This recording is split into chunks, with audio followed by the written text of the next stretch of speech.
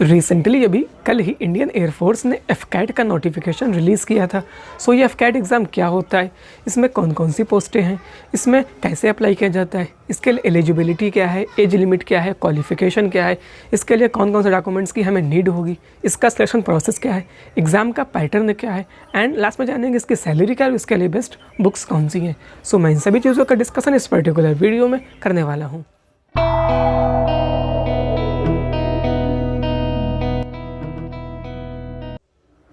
So hello everyone and welcome back to the channel Faiz learning port. So मैंने सारा कुछ लिख रखा है बोर्ड के ऊपर, चलते हैं फिर सीधे अपने बोर्ड पे। एंड उससे पहले एक चीज़ समझ लेते हैं कि एफकैट एग्ज़ाम है क्या चीज़। देखिए, एफकैट का मीनिंग क्या होता है, एयरफोर्स कॉमन एडमिशन टेस्ट। एक तरीके से इंडियन एयरफोर्स का एक एग्ज़ाम है, इसे बोलते हैं AFCAT, air force common admission test. ये एग्ज़ाम ऑफिसर लेवल का एग्ज़ाम है, यानी कि ऑफिसर रिक्रूटमेंट्स का एक एग्ज़ाम है जो कि इंडियन एयरफोर्स द्वारा कंडक्ट किया जाता है और इंडियन एयरफोर्स में ही रिक्रूटमेंट किया जाता है। बात क्लियर हुई? ठीक है, ये एफकैट का मीनिंग था। एंड एक और चीज़, जितने भी आपको एफकैट के जितने मिथ हैं आपके हैं, वो सारे डाउट्स आज इस वीडियो में क्लियर हो जाएंगे, हर चीज़ क्लियर हो जाएगी एफकैट के रिगार्डिंग। सो वीडियो को प्लीज़ एंड तक वॉच करिएगा, अदरवाइज़ आपके सारे डाउट्स फिर रह जाएंगे, फिर आप कहते हैं कि इसमें प्रॉब्लम बन रही है। सो प्लीज़ आप वीडियो पूरी एंड तक वॉच करिएगा। बात क्लियर हुई? चलते हैं सीधे अपने बोर्ड पे। सबसे पहले जान लेते हैं इसके इंपॉर्टेंट डेट्स क्या हैं, जो कि जानना बहुत ही ज़रूरी होता है।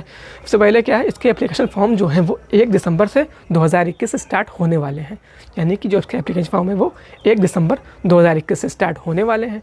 जो इसकी लास्ट डेट है वो 30 दिसंबर होने वाली है, यानी कि 30 दिसंबर 2021 इसकी लास्ट डेट है। अगर आप इंटरेस्टेड हैं सो लास्ट डेट से पहले आपको अप्लाई करना है।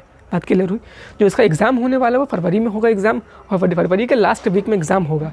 अभी कोई पर्टिकुलर डेट नहीं दी गई एग्ज़ाम की है, सो मैं गेस कर सकता है कि फरवरी के लास्ट वीक में ही इसका एग्ज़ाम हमेशा होता है। सो फरवरी के लास्ट वीक में ही होगा, 3rd वीक में या लास्ट वीक में हो सकता है एग्ज़ाम। बात क्लियर हुई? चलिए अब कुछ जाने तो इसके बेसिक की पॉइंट्स, जो कि जानना भी बहुत ज़रूरी है आपको एफकैट के रिगार्डिंग। सबसे पहली चीज़, जो इसकी फ्रिक्वेंसी, यानी कि ये हर साल में 2 बार एग्ज़ाम होता है। ठीक, कौन लेता है? ये इंडियन एयरफोर्स एग्ज़ाम करवाती है, एफकैट ऑफिसर लेवल पर। बात कर लो, ये एग्ज़ाम हर साल में 2 बार होता है। ठीक, एक फरवरी में होता है एंड एक अगस्त में होता है। फरवरी वाले का नोटिफिकेशन आया हुआ है, अगस्त में इसका एग्ज़ाम हो चुका है। बात क्लियर हुई? जो इसका मोड होता है वो ऑनलाइन होता है। एग्ज़ाम लेने का जो मोड होता है एग्ज़ाम, वो आपका ऑनलाइन होता है। फॉर्म भी ऑनलाइन ही फिल करते हैं। जो इसके लिए फ़ीस रखी गई है वो 250 रुपये फ़ीस रखी गई है। ठीक है, इसके अंदर मेल एंड फीमेल दोनों लोग अप्लाई कर सकते हैं, यानी गर्ल्स भी इसे अप्लाई कर सकती हैं। ठीक है, एंड जो उसकी लैंग्वेज होती है एग्ज़ाम की, जो वो सिर्फ इंग्लिश होती है। बाकी सारे एग्ज़ाम आप दोनों में बाइलिंगुअल होते हैं, हिंदी इंग्लिश दोनों में बाकी सारे एग्ज़ाम होते हैं। बट ये एफकैट का जो एग्ज़ाम है ये सिर्फ आपका इंग्लिश में ही आता है। बात समझ में आई? मीन्स जितने भी आप एग्ज़ाम देते हैं बाकी सारे एग्ज़ाम वो हिंदी एंड इंग्लिश दोनों में होते हैं, बट ये वाला एग्ज़ाम सिर्फ आपका इंग्लिश में ही होता है, हिंदी में ये वाला एग्ज़ाम नहीं होता है। बात क्लियर हुई? एंड इसके अंदर जो टोटल पोस्टें हैं वो 317 पोस्ट वैकेंसीज इसके अंदर हैं, टोटल 317 वैकेंसीज़ हैं। वैसे नॉर्मली होता क्या था, जब एफकैट का नोटिफिकेशन आता था उसके करीब 10 से 15 से 20 दिनों के बाद आपका एयरफोर्स का ग्रुप XY का भी नोटिफिकेशन आ जाता था। बट अभी रिजल्ट ही नहीं आया जुलाई वाले एग्ज़ाम का, सो इस बार कोई चांसेस नहीं है। वैसे नॉर्मली ऐसा ही हुआ करता था। बात क्लियर हुई? चलिए अब जानते हैं इसके एलिजिबिलिटी के बारे में। बहुत ही तरीके से वास्ट एलिजिबिलिटी इसकी है, जानना समझना बहुत ही इंपॉर्टेंट आपके लिए, तो ध्यान से समझिएगा एलिजिबिलिटी। देखिए, इसका 3 पोस्टें होती हैं मेजरली।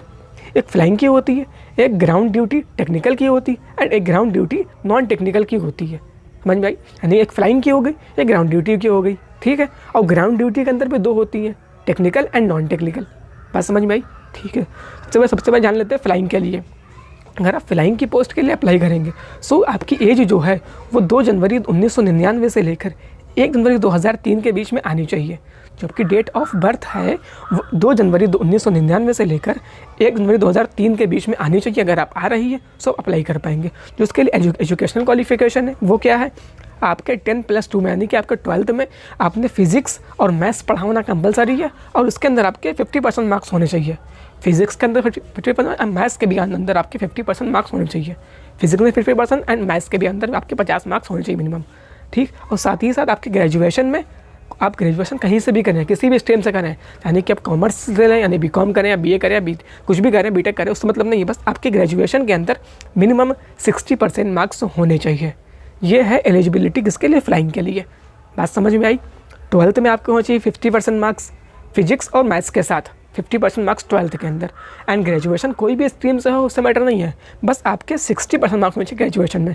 चाहे आप BSc करें, BA करें, BTech करें या BCom करें, उससे मैटर नहीं, बस आपकी ग्रेजुएशन के अंदर मिनिमम 60% मार्क्स होने चाहिए फ्लाइंग ब्रांच के लिए। बात क्लियर हुई?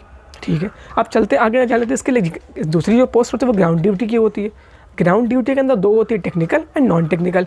ग्राउंड ड्यूटी के अंदर टेक्निकल की जो होती है पोस्ट या नॉन टेक्निकल की होती है, दोनों के लिए एज क्राइटेरिया सेम रहता है।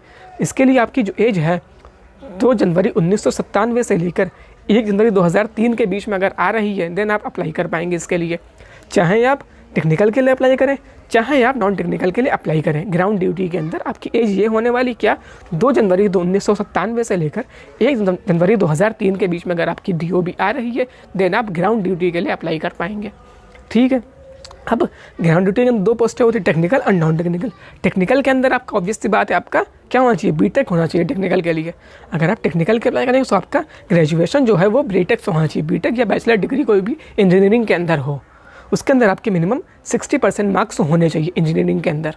ठीक, और साथ ही साथ आपका 12th के अंदर भी मिनिमम 50% मार्क्स होने चाहिए, वो भी PCM में टेक्निकल के लिए।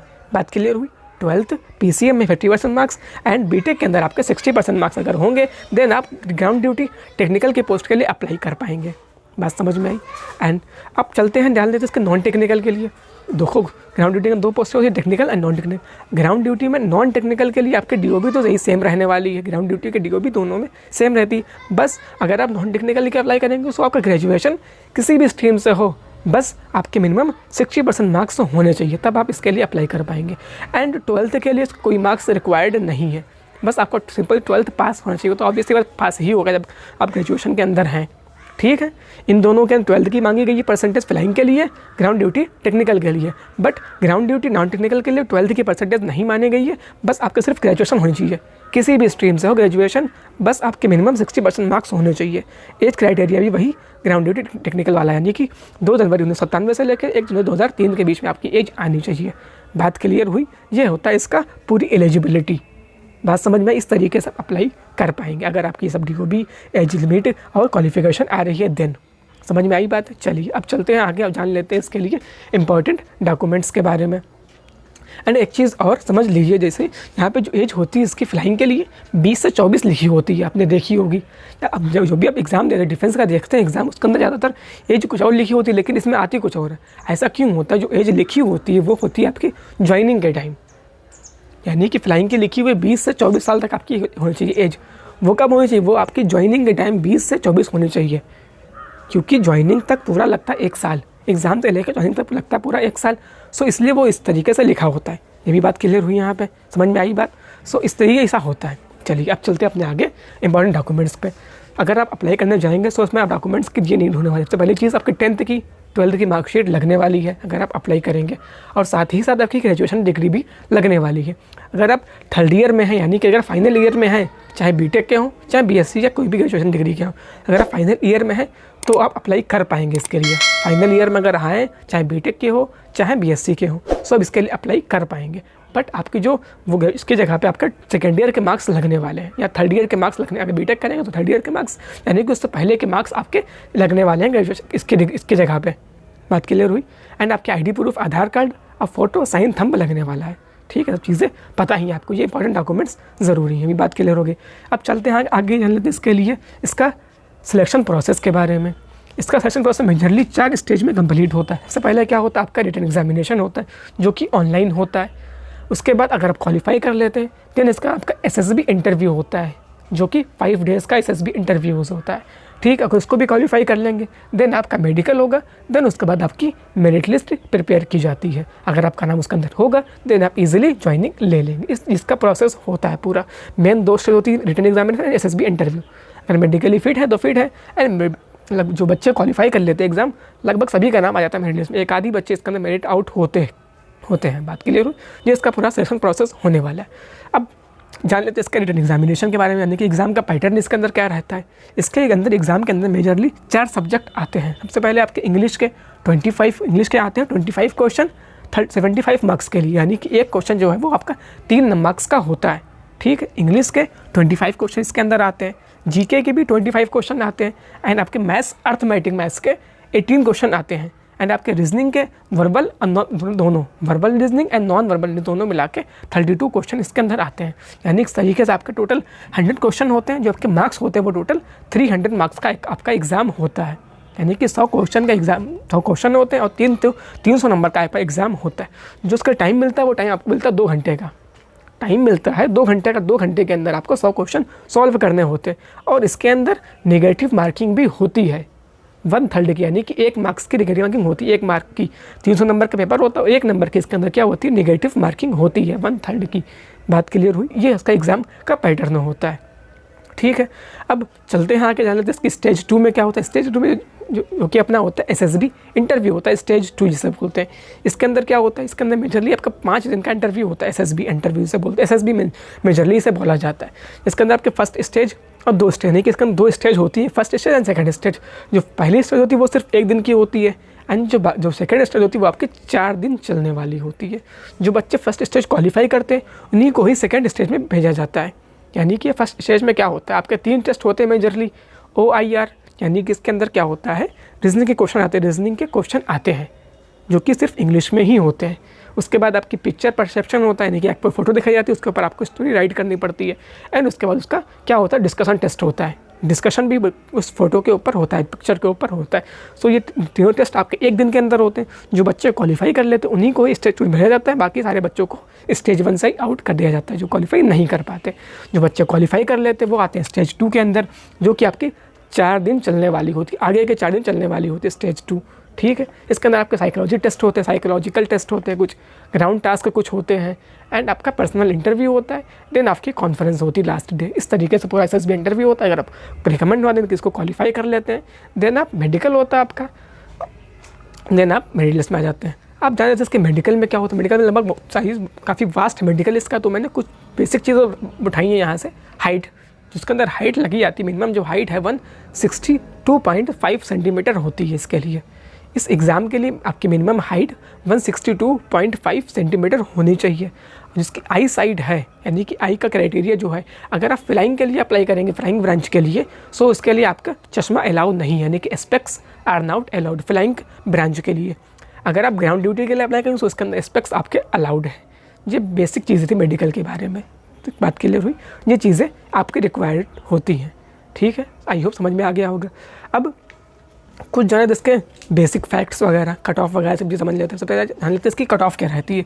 जो एग्ज़ाम अभी अगस्त 2021 में हुआ था, उसमें अंदर इसकी कट ऑफ 165 नंबर मार्क्स हुई थी, जो कि सबसे हाईएस्ट थी इस बार। आप मान सकते हैं कि 165 सबसे हाईएस्ट कट ऑफ, यानी कि हर साल इससे कट ऑफ कम ही रहती थी। तो इसकी कट ऑफ कितनी आनी है, 165 कट ऑफ इसकी जाती है, जो कि अभी एग्ज़ाम में गई थी। जो अगस्त में एग्ज़ाम हुआ उसकी 165% कट ऑफ। अब बात कर लेते हैं इसकी ट्रेनिंग कहाँ होती है। सो इसकी ट्रेनिंग जो होती है वो हैदराबाद के अंदर होती है। ठीक है, हैदराबाद एयरफोर्स एकेडमी हैदराबाद के अंदर इसकी ट्रेनिंग होती है। अगर आप फ्लाइंग के लिए अप्लाई करेंगे या टेक्निकल ग्राउंड ड्यूटी टेक्निकल के लिए अप्लाई करेंगे, तो इसकी ट्रेनिंग आपकी 1.5 ईयर की होने वाली है। यानी कि आपकी ट्रेनिंग जो है वो 1.5 साल की होती है। अगर आप फ्लाइंग के लिए अप्लाई करेंगे या टेक्निकल के लिए अप्लाई करेंगे, जो कहाँ होगी, हैदराबाद के अंदर। अगर आप नॉन टेक्निकल के लिए अप्लाई करेंगे तो इसकी ट्रेनिंग आपकी 1 साल की होती है। समझ में आई बात? ये कहाँ होती है, आपकी हैदराबाद में एयरफोर्स एकेडमी, वहाँ होती है इसकी ट्रेनिंग का। अब इसकी ज्वाइनिंग जो होगी, जो एग्ज़ाम फरवरी में होगा, फरवरी 2022 में आपका एग्ज़ाम होगा, इसकी ज्वाइनिंग होगी वो जनवरी 2023 में होगी। यानी कि मतलब पूरा 1 साल लगता है ज्वाइनिंग तक। एग्ज़ाम SSB मेडिकल मेरिट इस तरीके से पूरा लगता है 1 साल। फरवरी में एग्ज़ाम होगा 2022 में, देन जनवरी 2023 में आप इसके अंदर ज्वाइनिंग लेंगे। यानी कि दिसंबर 2022 तक आपकी आ जाएगी मेरिट लिस्ट। जनवरी के फर्स्ट वीक में आपकी ट्रेनिंग स्टार्ट हो जाएगी। उसके सैलरी की बात करें, सैलरी काफ़ी अच्छी खासी इसके अंदर होती है। 56,100 रुपये सैलरी होती है पर मंथ है। ये 56,100 रुपये पर मंथ सैलरी होती है। ठीक है, इसके अंदर मेन एंड वुमेन को। एंड एक और चीज़ इसके अंदर जो वो होता है परमानेंट कमीशन, एक होता है शॉर्ट सर्विस कमीशन। यानी कि एक होता है परमानेंट के लिए जॉब लग जाती है, एक होती है शॉर्ट सर्विस, शॉर्ट टर्म के लिए। जो शॉर्ट टर्म के लिए होती है वो होती है 10 साल की जॉब, जो कि फ्लाइंग के जो बच्चे जाते हैं फ्लाइंग के अंदर, वो शॉर्ट सर्विस कमीशन में ही जाते हैं। कितनी होती है, 10 साल तक होती है जॉब। उसके बाद आपकी 4 साल बढ़ा दी जाती है, यानी कि आप इसके लिए 14 साल तक एलिजिबल होते हैं। देन आप इसके अंदर रिटायर हो जाते हैं। किसके लिए, परमानेंट कमीशन में, शॉर्ट सर्विस कमीशन में। अगर आप परमानेंट के तो आपकी जॉब परमानेंट होने वाली, इस तरीके से होता है ये। अब बात करें तो इसके लिए बेस्ट बुक्स की कौन सी हैं। अगर आप इस एग्ज़ाम के प्रिपेयर करना चाहते हैं सो इसके लिए मैं बेस्ट बुक्स का लिंक आपको डिस्क्रिप्शन में प्रोवाइड करवा दूंगा, वहाँ से आप इसका चेकआउट कर लीजिएगा और बुक्स वगैरह देख लीजिएगा। अगर आपके मार्केट में मिल जाए तो बेस्ट है, नहीं तो उसे आप ऑनलाइन भी परचेज़ कर सकते हैं। लिंक मैं उसका आपको डिस्क्रिप्शन में प्रोवाइड करवा दूंगा, डिस्क्रिप्शन ज़रूर चेकआउट कर लीजिएगा एक बार, ठीक है। आई होप आपके सारे डाउट्स क्लियर हो गए होंगे।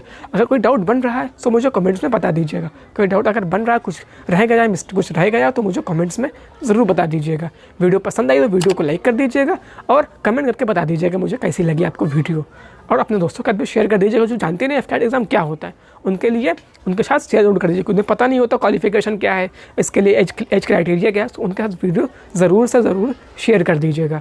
और चैनल पर पहली बार अगर आए हैं चैनल को सब्सक्राइब करके बेल आइकन को भी प्रेस कर लीजिएगा, सो दैट आप कोई भी अपडेट मिस ना कर सके। So see you in the next video.